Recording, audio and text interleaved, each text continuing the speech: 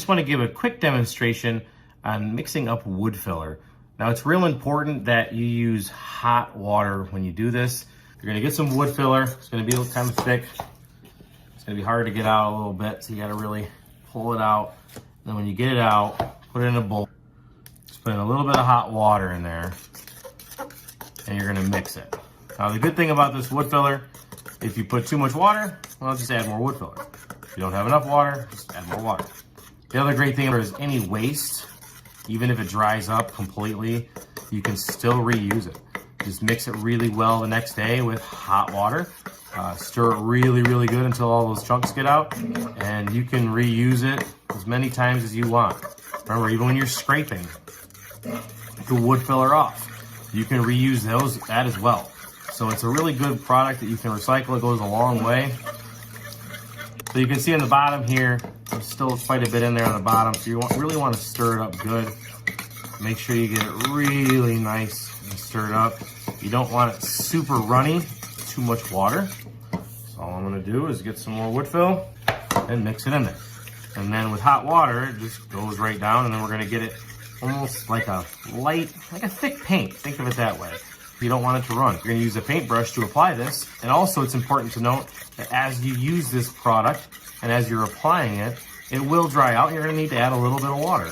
So after maybe 1 or 2 cabinet faces, you're gonna wanna add some more water and stir it up again. And then you'll actually be doing that all the way through until the product's gone and you need to make a new batch. It's real easy to make, real easy to use. I'm only gonna be doing 1 coat on most of all of the interior, minus some of those that are really visible. And then just to make sure I get them in the grains, I'm gonna go up and down with the grain as well. Now, warning, these are the biggest pain out of your project to remove and sand it from. So I do want to remind you, and I'll show you here in a moment, that you're going to scrape all of this product off as soon as you're done here to make sure that you remove any excess off. And the reason why is because it's a lot easier to do that than sand it off. Now what I found to be most efficient is just get some scrapers. They sell these in a 3-pack. I encourage it. I've already worn the small one off. What I like to do is I'll put the big scraper underneath here as a guard. And if you just, actually we're gonna go the other way so you can see the ending here better. You can see it's starting to drip if you follow it. And then that way your bottom catches most of it. You can even scrape it off there. And now yours is free. Get the rest of it. I follow along with it just to make sure that it picks up those drips. You can use it again, just wipe it off right on here. I have to go over it a few times because, again, the more you get off, the less sanding you have to do. Some of these hard to get spots are going to be up here. And the same thing with the other sides. Pulling them down. And the reason I pull them this way is because most of those hairs are opening there.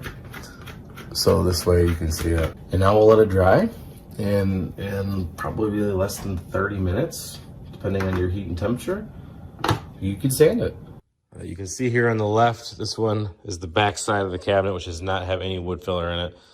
This is the 1 coat here that has been sanded and cleaned and primed and ready. The sanding process is the exact same as sanding the stripper out. I mean, the exact same process.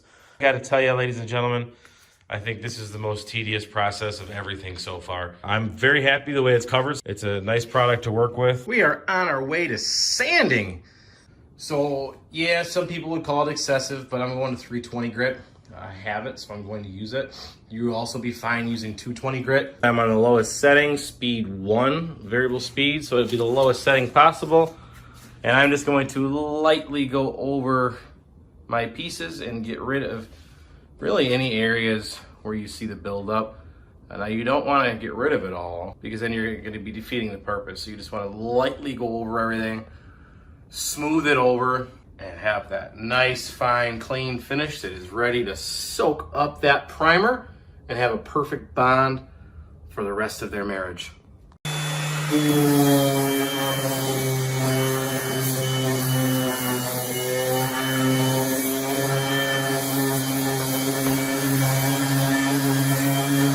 this is why it's so important to make sure that you have your room tarped off to save as much cleanup as possible.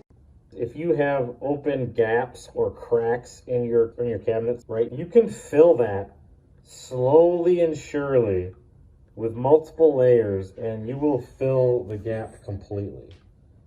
So you can definitely fill them. It takes a little bit of time. Just be careful when you sand, not sand too much of it off, but it makes a big difference.